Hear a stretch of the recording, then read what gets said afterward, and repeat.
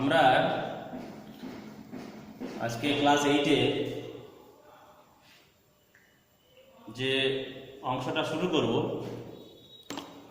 সেটা খুবই গুরুত্বপূর্ণ। ক্লাস 8 শুধু নয়, ভারতবর্ষের ইতিহাসে যে বিষয়টা সবচেয়ে গুরুত্বপূর্ণ সেটা সব ক্লাসেই গুরুত্বপূর্ণ। তো আমরা যেটা পড়ছিলাম ভারতে জাতীয়তাবাদের আদর্শ ও বিবর্তন, এই অংশটা পড়ছিলাম আমরা। ভারতবর্ষের জাতীয়তাবাদের বা জাতীয়তাবাদের আদর্শ ও বিবর্তন, এই অধ্যায়টা আমরা পড়ছিলাম। তো এই অধ্যায়টা ভারত ছাড়ো আন্দোলন পর্যন্ত বোধহয় পড়া হয়েছিল এবং তাম্রলিপ্ত জাতীয় সরকার এসবগুলো বোধহয় আলোচনা করেছিলাম, ঠিক মনে পড়ছে না।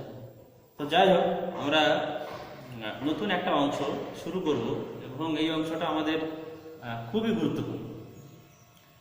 গুরুত্বপূর্ণ এবং সেই গুরুত্ব সহকারে পড়তে হবে। আর যে অংশটা পড়ব এই অংশটা থেকে পরীক্ষায় তো প্রশ্ন আমাদের থাকেই।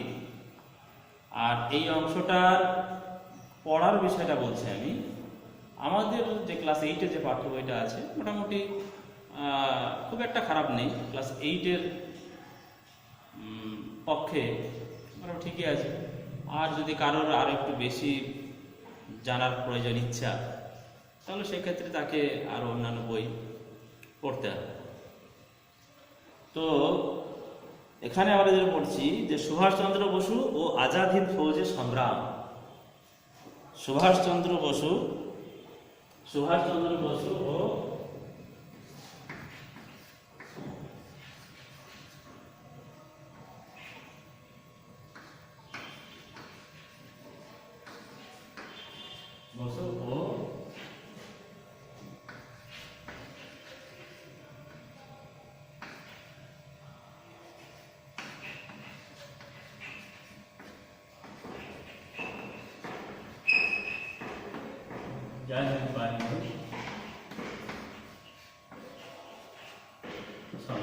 সুভাষচন্দ্র বসু ও আজাদ হিন্দ বাহিনীর বা ফৌজের সংগ্রাম, এই অংশটা। এখন এখান থেকে 8 নম্বরের প্রশ্ন আমাদের বেশিরভাগ দেওয়া হয়। সেক্ষেত্রে হয়তো প্রশ্ন এরকম করা হয় যে ভারতবর্ষের স্বাধীনতা সংগ্রামে নেতাজি সুভাষচন্দ্র বসুর অবদান আলোচনা করে। এটা হয়তো একটা প্রশ্ন হতে পারে। প্রশ্ন হয়তো 1 নম্বর যে ভারতের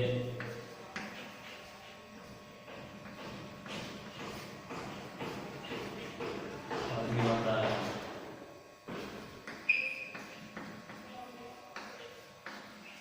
সংগ্রামে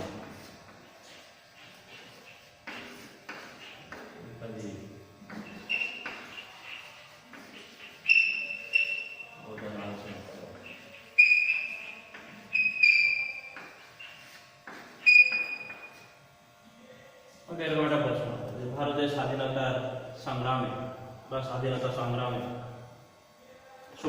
নেতাজির অবদান আলোচনা, এটা একটা প্রশ্ন হতে পারে। আবার হয়তো এটা প্রশ্ন হতে পারে যে একই রকম ভাবে লেখা যে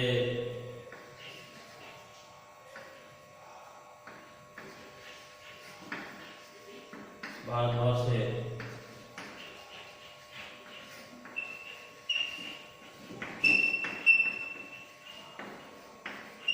সংগ্রামে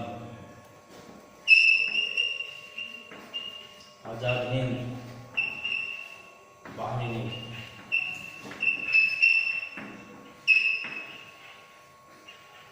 অবদান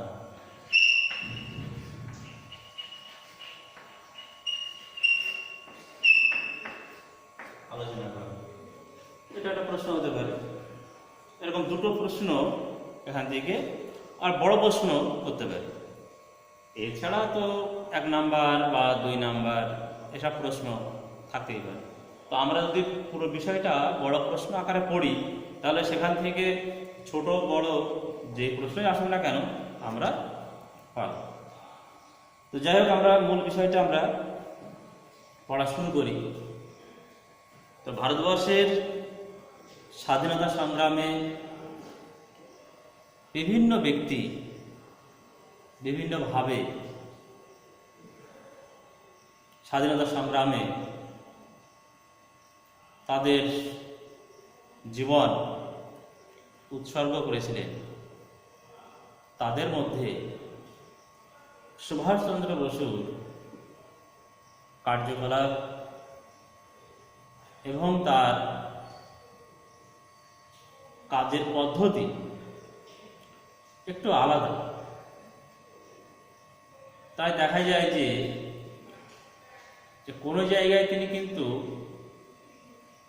আপোষ করে চলা, অর্থাৎ অন্যায় বা ভুল সিদ্ধান্ত সেটা জেনে বুঝে মেনে নেওয়া, সেটা কিন্তু তার জীবনে দেখতে পাওয়া যায় না। কারণ ওনার জীবনটা কিন্তু অনেকটাই বিবেকানন্দের আদর্শে প্রভাবিত হয়ে প্রতিষ্ঠিত। তো যাই হোক, ভারতবর্ষের স্বাধীনতা সংগ্রামের ইতিহাসে সুভাষচন্দ্র বসুর কৃতিত্ব এবং ওনার জীবন স্মরণাক্ষরে লেখা আছে। ভারতবর্ষের সিংহাসনে পাশে ক্লাস ফাঁকা তো, ভারতবর্ষের সিংহাসন এখনো মনে হয় তিনি না থাকলে হয়তো অপূরণীয় মনে হচ্ছে। কোথাও যেন আমাদের মনে হচ্ছে যে এখনো, বা আমাদের এখনো মনে অনেক প্রশ্ন ওঠে যে যদি তিনি থাকতেন স্বাধীনতার পরেও, তাহলে হয়তো আমাদের ভারতবর্ষ, হয়তো এইরকম ভারতবর্ষ এই অবস্থায় থাকতো না। হয়তো আমাদের ভারতবর্ষ বিশ্বের দরবারে হয়তো অন্য অবস্থায় থাকত বা মর্যাদা পেত। তো যাই হোক, ভারতবর্ষের শ্রেষ্ঠতম দেশপ্রেমিক রূপে তিনি আমাদের ভারতবাসীর অন্তরে জায়গা করে নিয়েছেন এবং ভারতবর্ষের রাজনীতিতে বলা যেতে পারে ঝলসে ওঠা তরবারির মতো তিনি আবির্ভূত হয়েছিলেন। ভারতবর্ষের রাজনীতিতে ঝলসে ওঠা তরবারির মতো তিনি আবির্ভূত হয়েছিলেন এবং সকলকে চমকে দিয়েছে। তো ওনার প্রসঙ্গে আলোচনা তো সেরকমভাবে এখানে হয়তো আমরা করতে পারবো না। আমি সামান্য করে একটু আলোচনা করে যাব। তার ছাত্র জীবন একটা অধ্যায়, যেটা আমাদের বইটাতে টুকরো কথাতে উল্লেখ আছে যে তিনি 1893 খ্রিস্টাব্দে উড়িষ্যার কটকে জন্মগ্রহণ করেছিলেন এবং তার বড় হয়ে ওঠা একটা আদর্শ কেন্দ্রিক। ওনার উপরে অনেক সিনেমা তৈরি হয়েছে, এগুলো আমরা দেখতেই পারি। আমরা প্রচুর সময় এদিক ওদিক নষ্ট করি, সিনেমাও দেখি, কিন্তু হয়তো আমাদের পড়ার ক্ষেত্রে সুবিধা হতে পারে, জানার ক্ষেত্রে সুবিধা হতে পারে, এইরকম সিনেমা আমরা কমই দেখি এবং বাড়ির লোকও হয়তো এই বিষয়ে অতটা আগ্রহ প্রকাশ করে না। যে না, টিভিতে প্রচুর আমাদের ইতিহাসের অধিকাংশ বিষয় নিয়ে কিন্তু একটা সিনেমা আছে। আমি তোমাদের ক্লাসে প্রায়ই বলি বিভিন্ন সিনেমার কথা। সেইগুলো যদি আমরা একটু দেখি, চট্টগ্রামের ঘটনার উপরে সিনেমা আছে, সুভাষচন্দ্র বসুর উপরে সিনেমা আছে, এসবগুলো দেখলে আমাদের বোঝার ক্ষেত্রে বা পড়ে বিষয়টা মনে রাখার ক্ষেত্রে বা পরবর্তীকালে লেখার ক্ষেত্রে আমাদের কিন্তু অনেক সুবিধা হতে পারে। তো সেইগুলো তোমরা এখন বাড়িতে আছো, সেইগুলো তোমরা দেখতেই পারো। Subhash Chandra Bose the Indian hero বলে সিনেমাটা, বিনোদ খেরকর ওনার অভিনীত সিনেমাটা আমি দেখেছি, তোমরাও দেখবে, খুব ভালো লাগবে। তো ছাত্র জীবন আমি বললাম যেটা বিস্তারিত আলোচনা করে যাব না। ছাত্র জীবন কিন্তু তার একটা আদর্শ এবং তার দিদিদের মাধ্যমে অতি যত্নে বড় হয়ে ওঠা, এবং তার বাবাও সেইভাবে ওনার সুভাষচন্দ্র বসুকে ছোটো বাল্যকাল থেকে তৈরি করেছিল। পড়াশোনাতে ভালো ছিলেন, ছোটোবেলা থেকেই তিনি প্রতিবাদী ছিলেন। কারণ আমরা সুভাষচন্দ্র বসু বা নেতাজির সম্বন্ধে প্রতি বছর আমরা বিভিন্ন অনুষ্ঠান করি, বিভিন্ন রকম বক্তৃতা, গান, কবিতার মাধ্যমে সেগুলো আমরা পালন করি, ফলে আমাদের কম বেশি কিন্তু জানা আছে। তো তারপর পরিবারের আশা, প্রত্যেক পরিবারেরই আশা যে পড়াশোনা ভালো করে একটা বড় চাকরি করবে এবং পরিবারের পাশে দাঁড়াবে, এরকম সবারই আশা থাকে। তো সুভাষচন্দ্র বসুর পিতারও সেরকমই আশা ছিল, কিন্তু দেখা গেল যে তিনি বিলেত থেকে সিভিল সার্ভিস পরীক্ষায় কৃতিত্বের সঙ্গে তিনি পাশ করেছিলেন বা জানাতে চতুর্থ হয়েছিলেন। হয়তো বাড়িটা ভেবেছিল যে দেশে ফিরে এসে একটা এই ব্রিটিশদের অধীনে বড় চাকরি নেবে, অন্যান্য ব্যক্তিরা যেমন চাকরি গ্রহণ করেছিল তিনিও হয়তো করবেন। কিন্তু দেখা গেল সবাইকে অবাক করে তিনি কিন্তু চাকরি করলেন না। সেই চিত্তরঞ্জন বসুর হাত ধরে ভারতবর্ষের রাজনীতিতে তার প্রবেশ, এবং অসহযোগ আন্দোলনের আগেই তিনি প্রবেশ করেছিলেন। এবং রাজনীতিতে প্রবেশ করা এবং পরবর্তীকালে 1917 সালে রাশিয়াতে রুশ বিপ্লব হয়েছিল, সেখানে আমরা প্রত্যেকে জানি যে সমাজতন্ত্র প্রতিষ্ঠা হয়েছিল, সেখানে আর্থিক সমতার কথা বলা হয়েছিল। তো সেই আর্থিক সমতার আদর্শ তিনি গ্রহণ করেছিলেন। এই জন্য আমরা ইতিহাস পড়তে গেলে সুভাষচন্দ্র বসু এবং জওহরলাল নেহেরু এনারা উভয়ই সমাজতন্ত্রের দ্বারা আকৃষ্ট ছিলেন। শুধু একটাই আদর্শটা কি, যে ধনী দরিদ্রের মধ্যে একটা আর্থিক সমতা প্রতিষ্ঠা করে। তো যাই হোক, গান্ধীজির আহ্বান, চিত্তরঞ্জন দাসের হাত ধরে জাতীয় আন্দোলনে প্রবেশ এবং অসহযোগ আন্দোলন আমরা আগে পড়েছিলাম যে যখন একটা আন্দোলনটা একটা বিরাট সাফল্যের দিকে বা একটা বিরাট বড় আকার ধারণ করেছে, যখন তার মধ্যে বিরাট শক্তি সঞ্চারিত হয়েছে, ঠিক সেই সময় হঠাৎ আন্দোলনটা বন্ধ করে দিলেন গান্ধীজি। ফলে সুভাষচন্দ্র বসু হতাশ হয়েছিলেন, তিনি বলেছিলেন যে এটা একটা জাতীয় বিপর্যয় বলেছিলেন তিনি। ফলে কোথাও যেন মহাত্মা গান্ধীর সঙ্গে প্রথম থেকেই একটু মতের পার্থক্য দেখা যাচ্ছে। তারপরে চিত্তরঞ্জন দাসের হাত ধরে স্বরাজ দলে যোগদান এবং স্বরাজ দল থেকে কলকাতায় কর্পোরেশনে ভোটে জিতে কর্পোরেশনে মেয়র হয়েছিলেন, এবং তারপরে আবার জাতীয় কংগ্রেসে প্রত্যাবর্তন এবং ইউরোপের ইতিহাসে একদিকে ইতালিতে মুসোলিনি, অন্যদিকে জার্মানিতে হিটলারের উত্থান ঘটে, দুটো একনায়কতান্ত্রিক শক্তি। এদিকে জাপানেও সামরিক শক্তির উত্থান ঘটে, এবং এই জাপান বা জার্মানি বা ইতালি এদের শত্রু ইংল্যান্ড।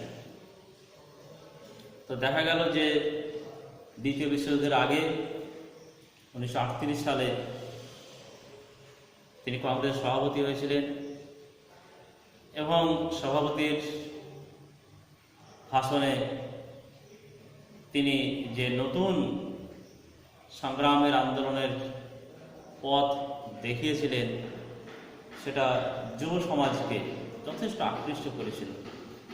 তাই দেখা গেল যে 1939 সালে আবার তিনি কংগ্রেসের সভাপতি হিসাবে মনোনীত হয়েছিলেন, যেটা মহাত্মা গান্ধী একদমই চাননি। এবং মহাত্মা গান্ধী ওনার একজন অনুগামী পট্টভি সীতারামায়াকে নেতাজির বিরুদ্ধে দাঁড় করিয়েছিল, কিন্তু তিনি হেরে গিয়েছিলেন এবং তিনি বলেছিলেন যে পট্টভি সীতারামায়ের পরাজয় মানে আমার পরাজয়। ফলে সুভাষচন্দ্র সভাপতি হলেন বটে, কিন্তু গান্ধীজি তার দলবল নিয়ে সেই সভার কাজ যাতে সঠিকভাবে না হয় সেরকম পরিকল্পনা করেছিলেন। জাতীয় কংগ্রেস সেখানে বৈঠক হবে আর মহাত্মা গান্ধী থাকবে না, সেটা কেমন হয়? তো যাই হোক, শেষ পর্যন্ত তিনি কী করেছিলেন, তিনি স্বেচ্ছায় কংগ্রেসের এই সভাপতির পদ ত্যাগ করেছেন। এদিকে 1939 সাল দ্বিতীয় বিশ্বযুদ্ধ শুরু হলো এবং ব্রিটিশরা আমাদের ভারতীয়দের দ্বিতীয় বিশ্বযুদ্ধে যাতে ভারতীয়রা স্বতঃস্ফূর্তভাবে ইংরেজদের সহযোগিতা করে এটা আশা করেছিলেন, কিন্তু ভারতীয়রা আর সেই ভুল পথে পা দেয়নি। ফলে বরং এই বিপদের দিনে ইংরেজদের উপরে আরও জোর আক্রমণ যাতে করা যায়, আরও বেশি বল প্রয়োগ করা যায়, তার পরিকল্পনা চলছিল। ফলে ভারত রক্ষা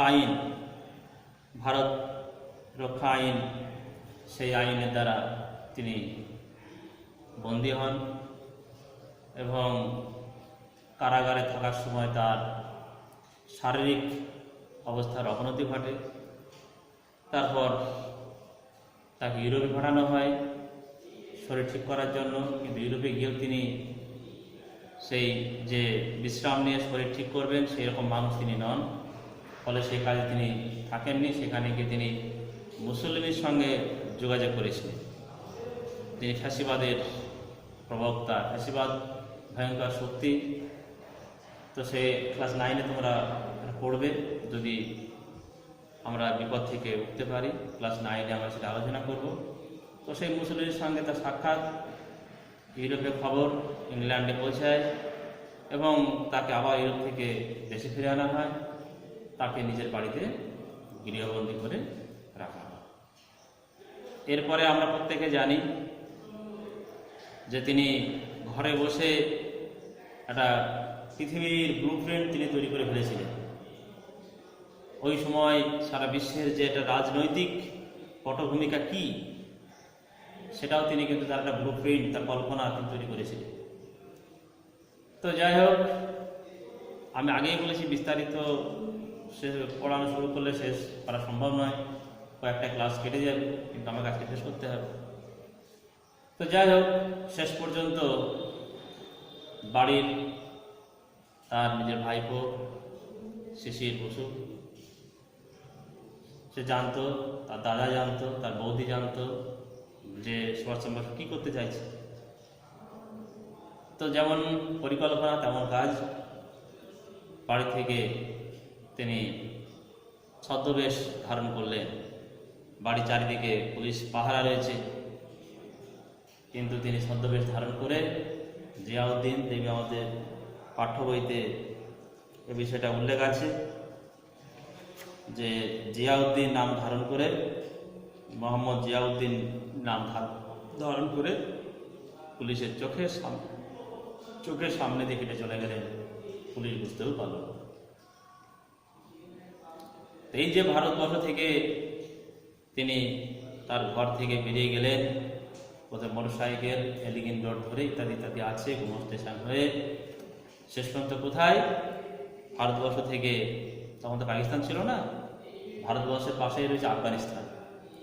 সেই আফগানিস্তান আমি একটু গোলবে তোমাদের দেখানোর চেষ্টা করছি, আমি যেহেতু আমি সেরকম ম্যাপ পেলাম না। এই যে ভারতবর্ষ দেখতে পাচ্ছ এখানে, এই ভারতবর্ষ থেকে এরকম শুভেচ্ছা পাকিস্তান, এই ভারতবর্ষ, এই আফগানিস্তান। এই আফগানিস্তান থেকে চলে গেলেন কোথাও? রাশিয়া। ভারতবর্ষ থেকে সোজা এই জায়গাটা যে বলা হচ্ছে, এটা কিন্তু প্রতিকূল পরিবেশ। এখান থেকে আফগানিস্তান, আফগানিস্তান থেকে রাশিয়া, এই রাশিয়া থেকে তিনি এলেন কোথায়? জার্মানি। এই রাশিয়া থেকে তিনি এলেন জার্মানি, এবং এই জার্মানি থেকে এই ভূমধ্যসাগর হয়ে এদিকে আটলান্টিক মহাসাগর হয়ে, এদিকে আটলান্টিক মহাসাগর দেখবে এখানে প্রশান্ত দক্ষিণ আটলান্টিক হয়ে এদিকে পুরো ভারত মহাসাগর হয়ে, ভারত মহাসাগর দেখতে পাচ্ছ, ভারত মহাসাগর হয়ে এদিকে প্রশান্ত মহাসাগর হয়ে এদিকে পৌঁছালেন জাপান। 97 দিন টাইম লেগেছিল। এখান থেকে ভূমধ্যসাগর হয়ে হিটলার তখন ছিলেন, এখান থেকে দেখবে আটলান্টিক মহাসাগর হয়ে উত্তর আটলান্টিক, দক্ষিণ আটলান্টিক হয়ে ভারত মহাসাগর হয়ে এখান থেকে তিনি জাপানে এসে পৌঁছালেন। এদিকে জাপান আছে, এই যে ভারতবর্ষ দেখতে পাচ্ছ এখানে ভারতবর্ষ, এদিকে জাপান, আর এই যে সিঙ্গাপুর, এই যে ভারতবর্ষ সিঙ্গাপুর, সিঙ্গাপুর এখানে, মায়ানমার এখানে, এখন এই যে হলুদ এটা এখানে বাংলাদেশ, মায়ানমার এখানে, তাহলে সিঙ্গাপুর, এই যে মায়ানমার, এই ভারতবর্ষ, এখানে আমাদের আজাদ তৈরি হয়েছিল, এখান থেকে মায়ানমার এসেছিল, মায়ানমার থেকে আমাদের ভারতবর্ষে প্রবেশ করে। এই ভারতবর্ষ প্রবেশ করা শেষ পর্যন্ত ব্যর্থ হয়। এখান থেকে জাপান ওকে বলেছিলেন যে একে এখান থেকে পালানোর একটা ব্যবস্থা করে দেবে। কোথায় যাবে না, এখান থেকে মাঞ্চুরিয়া যাবেন, চীনের মাঞ্চুরিয়া জাপান আক্রমণ করে মাঞ্চুরিয়া দখল করেছিল। চীনের একটা অংশ মাঞ্চুরিয়া দখল করেছিল, জাপান রাশিয়ারও অংশ দখল করেছিল। যাই হোক, তো মাঞ্চুরিয়া তখন জাপানের অধীনে ছিল, ফলে এখান থেকে মাঞ্চুরিয়া হয়ে রাশিয়াতে যাবে, এরকম শেষ পরিকল্পনা ছিল। এবং সেই উদ্দেশ্যে এখান থেকে তাইপে বিমানবন্দর থেকে রওনা দিয়েছিলেন। তারপরে বিমান দুর্ঘটনা ইত্যাদি, তারপর তিনি মারা গিয়েছে কি না এই নিয়ে এখনো। তো এরকম একটা যেখান থেকে গিয়ে রাশিয়া হয়ে জাপানে হয়ে এরকমভাবে বিস্তীর্ণ পথ ধরে, এই যে একটা বিরাট পরিশ্রম পরিকল্পনা, এবং তাকে বিভিন্ন রাষ্ট্রনায়করা তাকে সমর্থন করছে এবং তার এই পরিকল্পনাকে বাস্তবায়িত করার জন্য তাকে যথাসম্ভব সহযোগিতা করছে। কেন? কারণ তার মধ্যে একটা শক্তি দেখতে পেয়েছিল, এই ইউরোপের বিভিন্ন রাষ্ট্র বা জাপান, এবং সেই শক্তি দিয়ে এই ভারতবর্ষে ইংরেজদের একটা পর্যদস্ত করা অর্থাৎ ধ্বংস করা, এইটা কিন্তু ভেবেছিল যে এর মধ্যে যা শক্তি আছে তাতে সেই শক্তি দিয়ে এই ভারতবর্ষে ইংরেজ শক্তিকে ধ্বংস করা সম্ভব। যার ফলে বিভিন্ন রাষ্ট্রনায়করা কিন্তু সুভাষচন্দ্র বোস যা চেয়েছিলেন প্রায় তিনি সেইগুলি সবই পেয়েছিলেন। তো যাই হোক, বাড়ি থেকে বেরিয়ে গেলেন আফগানিস্তান হয়ে রাশিয়া আর জার্মানি। রাশিয়া একটা আদর্শ রাষ্ট্র, জার্মানি আলাদা আদর্শ রাষ্ট্র, সেখানে একনায়কতন্ত্র হিটলার করছে। কিন্তু একসময় রাশিয়া আর হিটলারের মধ্যে, জার্মানির মধ্যে একটা সমঝোতা হয়, একটা বন্ধুত্ব হয়। আর আমাদের ভারতবর্ষ বরাবরই এটা রাশিয়ার সঙ্গে সুসম্পর্ক আছে। তো সে নিয়ে এর বিভিন্ন ফাঁকফোকরা অনেক দিক আছে, ওসব দিকে আলোচনা করা যাবে না এখন। তো যাই হোক, তো রাশিয়াতে তিনি ছিলেন। রাশিয়াতে যখন তিনি ছিলেন তখন তিনি তার পরিকল্পনাটা তিনি বলার পরে রাশিয়া থেকে বলল যে তোমাকে সাহায্য করতে পারে জার্মানির হিটলার। তো সেখানে যাওয়ার ব্যবস্থা করে দিলেন, জার্মানির সঙ্গে সব ব্যবস্থা হয়ে গেল, এবং জার্মানিতে একটা রেডিও স্টেশনও তৈরি করলেন, এবং সেখানে জার্মানির হাতে যে আমাদের ভারতীয় যুদ্ধবন্দী ছিলেন তাদেরকে নিয়ে একটা সেনাদল তৈরি করা, সেটাও তিনি করেছিলেন। কিন্তু যখন দ্বিতীয় বিশ্বযুদ্ধ মানে আরও শক্তিশালী হলো, অর্থাৎ হিটলার আবার রাশিয়া আক্রমণ করেছিলেন, মানে যে বন্ধুত্ব, সেই বন্ধুত্বটা তিনি কিন্তু ধরে রাখতে পারেননি। সে কী কারণটা, অনেক কারণ আছে। তো যাই হোক, যে রাশিয়ার সঙ্গে হিটলারের একটা বন্ধুত্ব হয়েছিল, কিন্তু সেই বন্ধুত্বটা তিনি টিকিয়ে রাখতে পারলেন না, তিনি রাশিয়া আক্রমণ করেছিলেন। এবং এই দ্বিতীয় বিশ্বযুদ্ধে সুভাষচন্দ্র বসু যে সৈন্যদের নিয়ে একটা সংগঠন তৈরি করেছিলেন, সেই সংগঠনের সৈনিকদের হিটলার ব্যবহার করতে চেয়েছিলেন। কিন্তু সুভাষচন্দ্র বসু বললেন না, আমি যে সেনা দল তৈরি করলাম, সেটা দ্বিতীয় বিশ্বযুদ্ধে তুমি ব্যবহার করতে পারবে না, এটা আমি আমার ভারতের জন্য ব্যবহার করতে পারবো।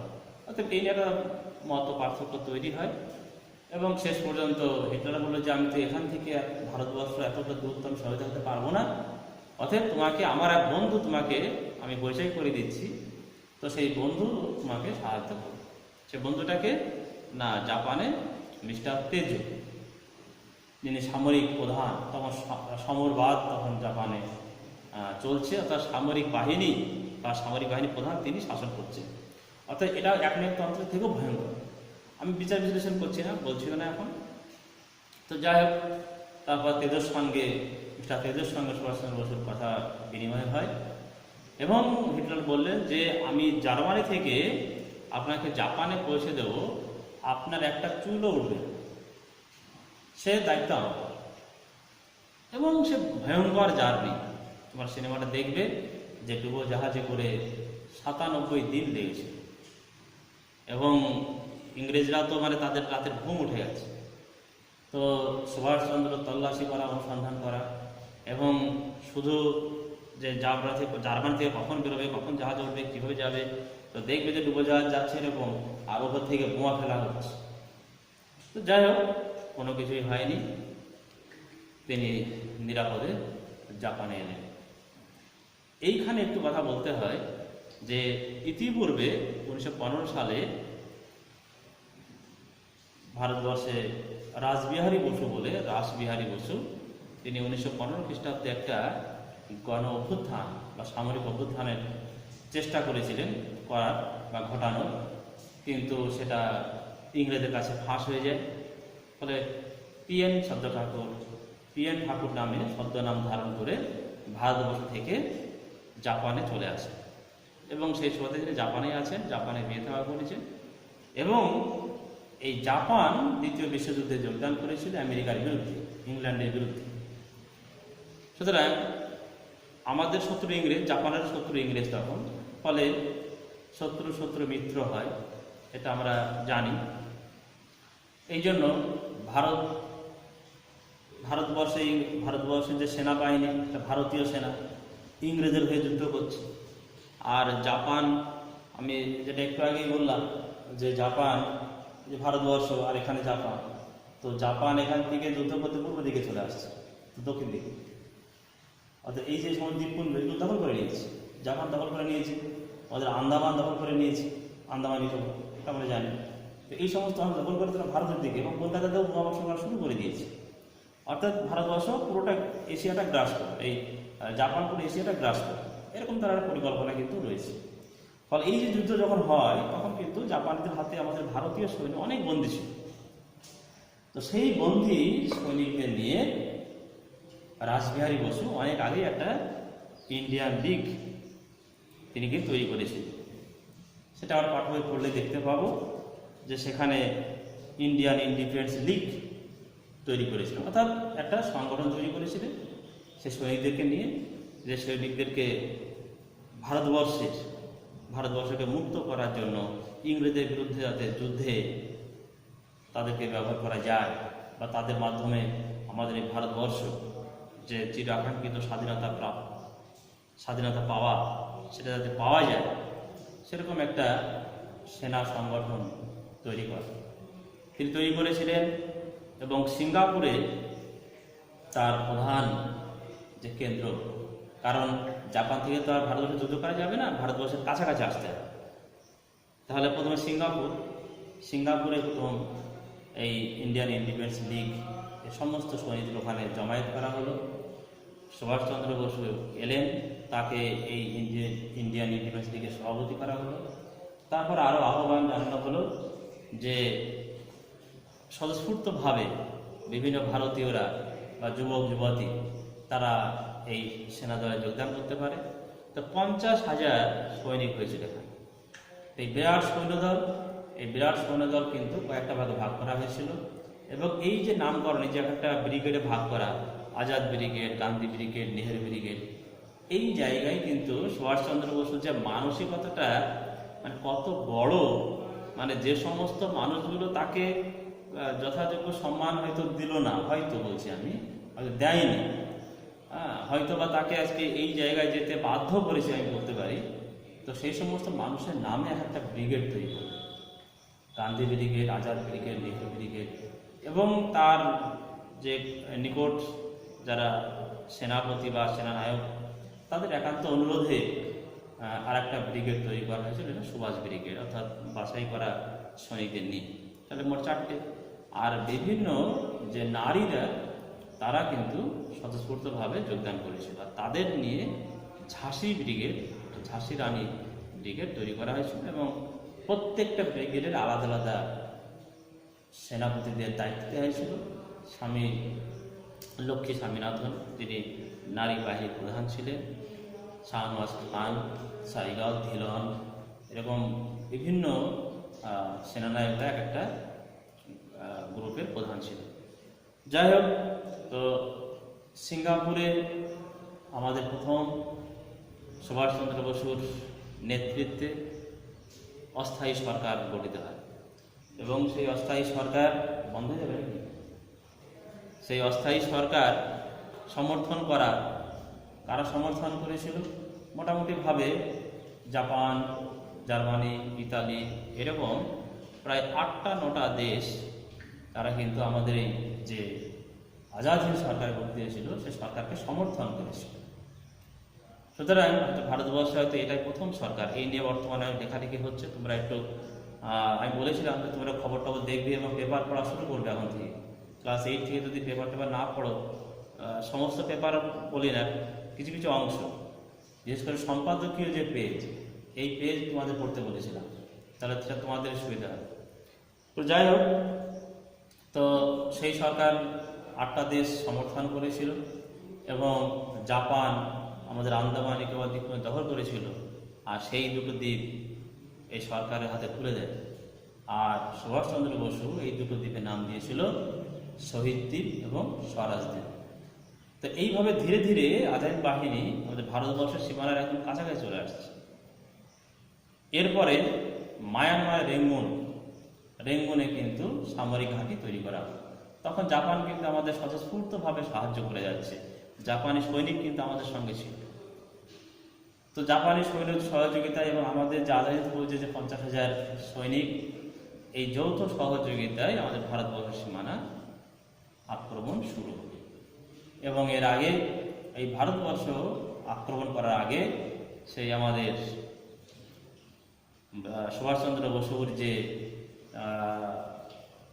বিখ্যাত ধ্বনি, তোমরা আমাকে রক্তদান স্বাধীনতা দেব, দিল্লি চলো, যে আহ্বান তিনি করেছিলেন, এবং আমাদের ভারতবর্ষে মানুষ স্বতঃস্ফূর্তভাবে, বিভিন্ন নারী পুরুষ সকলে স্বতঃস্ফূর্তভাবে এই আজাদ হিন্দ যে ফান্ড, সেই ফান্ডে সোনা দানা অর্থ বিপুলভাবে জমা দিয়েছিল।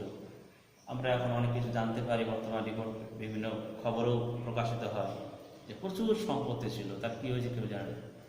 তো যাই হোক, সেই জাপানির সহযোগিতায় এবং আমাদের আজাদ হিন্দ সৈনিকদের যে সাহস এবং পরিশ্রম, তার ফলে ভারতবর্ষ অভিযান, এবং আমরা জানি যে ইম্ফল আক্রমণ করেছিল, দখল করেছিল, কোহিমা আক্রমণ করেছিল, দখল করেছিল, এবং সেখানে স্বাধীন ভারতের প্রথম পতাকা উত্তোলন করেছিল। যে সময় ভারতবর্ষ আক্রমণ করা হয়েছিল, আর যে দিকটা থেকে আক্রমণ করা হয়েছে, পূর্ব দিকটা থেকে, এই জায়গাটা ভৌগোলিক দিক থেকে মানুষের খুব প্রতিকূল পরিবেশে লড়াই করতে হয়। বিভিন্ন সমস্যা সেখানে আছে, তোমরা বই পড়বে, বইটাতে আর ভালো করে দেখতে পাবে। তো হয়তোবা আমাদের সফলতা আসতো, কিন্তু দুর্ভাগ্য আমাদের যে জাপান বিশ্বের বৃহৎ শক্তি তখন আমেরিকা, সে আমেরিকা আক্রমণ করলো, এবং আমেরিকা পাল্টা আক্রমণ শুরু করলো, এবং আমেরিকা এই সিঙ্গাপুর, বার্মা, বিভিন্ন জায়গায় জোর আক্রমণ শুরু করলো। আর তখন জাপানি সৈনিক আমাদের ভারতীয় আজাদ বাহিনীকে বা আজাদ সরকারকে আর সেইভাবে সহযোগিতা করতে পারলো না। তারা তার নিজের দেশ রক্ষার জন্য সমস্ত সৈন্য নিজের দেশে নিয়ে গেল। ফলে আমাদের আজাদ সরকারের শক্তি অনেকটা কমে গেল। তারপরে দেখা গেল যে আর তেমনভাবে কিন্তু সামনের দিকে এগোতে পারল না, পরাজয়ের সম্মুখীন। শেষ পর্যন্ত আত্মসমর্পণ করা। সুভাষচন্দ্র বসু একটু আগেই বললাম যে এখান থেকে মাঞ্চুরিয়া থেকে রাশিয়ায় যাবে এরকম পরিকল্পনা হয়েছিল, কিন্তু একটা বিমান দুর্ঘটনায় নাকি তিনি মারা গিয়েছিলেন।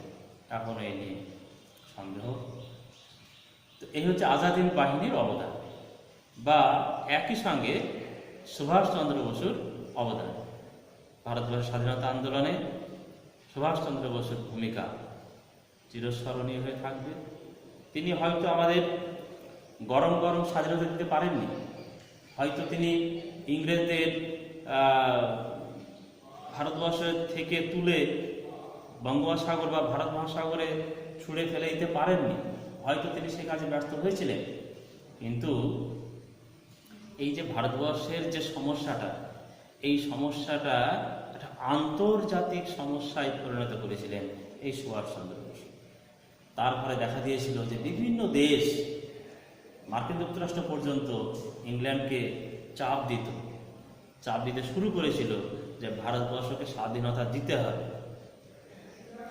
এবং হয়তো বা তারপরেই ইংরেজরা উঠে পড়ে লেগেছিল যে ভারতবর্ষকে খুব তাড়াতাড়ি তাদের স্বাধীনতা হস্তান্তর করতে হবে, এবং সে প্রক্রিয়া শুরু হয়েছিল। এই পুরো অবদানটাই হয়তো বা নেতাজি সুভাষচন্দ্র বসুর। তো এইটা আমাদের ক্লাস 8-এর পড়া। এইটা তোমরা অবশ্যই, আমি খুব সামান্যই বললাম, এবং বইটাতে আরও বৃহৎ আছে, তোমরা বইটা ভালো করে পড়বে।